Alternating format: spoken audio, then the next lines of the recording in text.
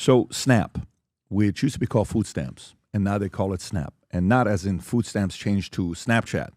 They literally changed the name for food stamps to SNAP because it's called Supplemental Nutritional Assistance Program. I didn't even know they changed it, but apparently they changed it because they said food stamps was a little bit offensive, so they kind of wanted to find a different name for it. It is what it is. The name was changed in 2008 to reduce stigma associated with the program, since we've had food stamps in place since 1939. It is what it is. Okay.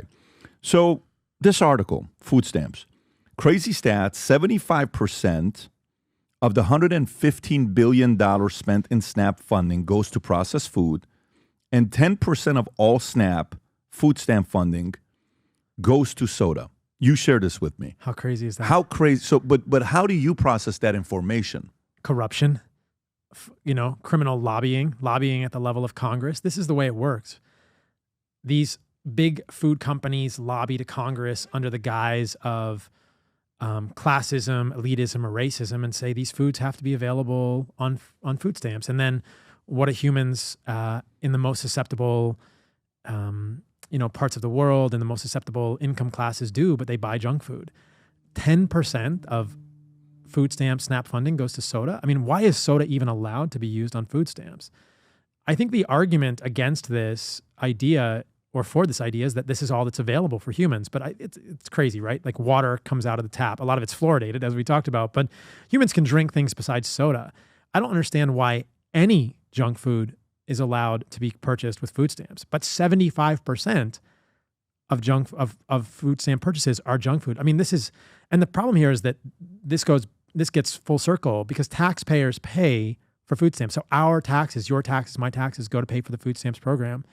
And then our taxes go to pay for the medical care when people get sick from these ultra-processed foods. And I think at this point, it's really incontrovertible to suggest that these foods are not making people sick. You can look at historically, you can look at those people we had from Weston A. Price.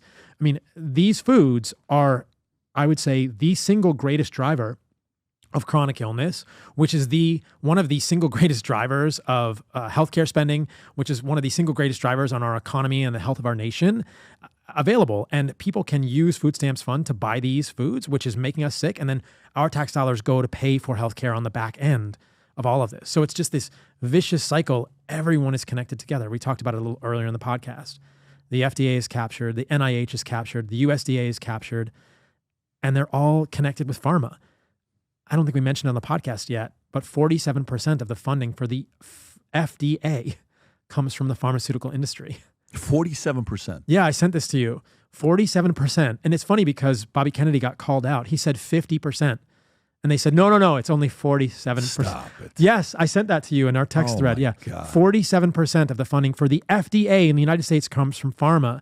And you wonder why these policies are in place. It's all connected, right? It's all just this evil web. And it's not for the health of Americans. It's for the profit and the bottom line of these agribusiness companies.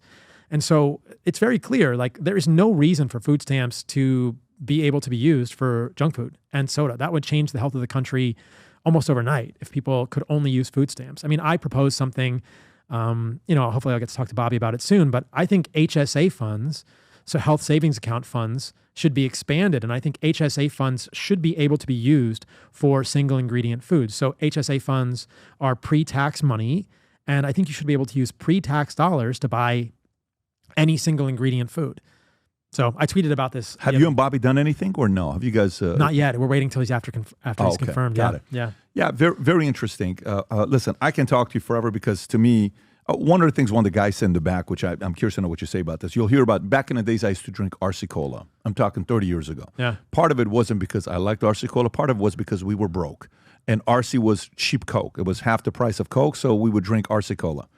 You would hear stuff about Coke in Mexico uses different kind of sugar than the Coke here, which is healthier to drink your Coke from Mexico to here. What can you say about that?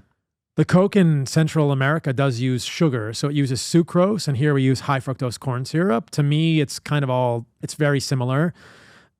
the processing of high fructose corn syrup is perhaps a little bit worse. And there were old studies that suggest that high fructose corn syrup was highly contaminated, or at least significantly contaminated with heavy metals. But I don't think sucrose is significantly better than high fructose corn syrup. I don't think high fructose corn syrup is great either. But it is true that in Mexico and Costa Rica, the Coca-Cola has sucrose, which is essentially cane sugar that's been purified, versus high fructose corn syrup. But I think that anytime you strip away all of these other chemicals that are in a food, these hundreds or thousands of chemicals, you are creating something that's problematic for the human gut. Have you ever had sugarcane juice?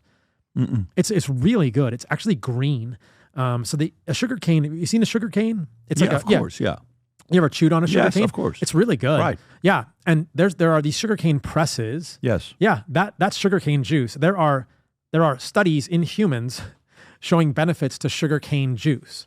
But when you pull, because there are hundreds of chemicals, that's a complex food matrix. Even as the juice, when you separate it from the cane, it's a complex food, and your body knows what to do with it, and your gut flora doesn't get overly stimulated. You don't get dysbiosis from sugarcane juice. So there's human studies with sugarcane juice showing health benefits, but you pull the sucrose out of it and you get problems. Or you take corn and you make the glucose in corn into high fructose corn syrup through isomerization and other processes, and you end up with something that's toxic for the human gut. So I don't think Mexican Coke, or whatever it's called colloquially, is much better than regular Coke, but it does have an interesting conversation about the sugar. Hey guys, I am Paul Saladino. You can find me on Minect. If you have any questions about diet, health, recovering from chronic illness or autoimmune disease, I'm excited to connect with you guys all there, and I'll see you in there.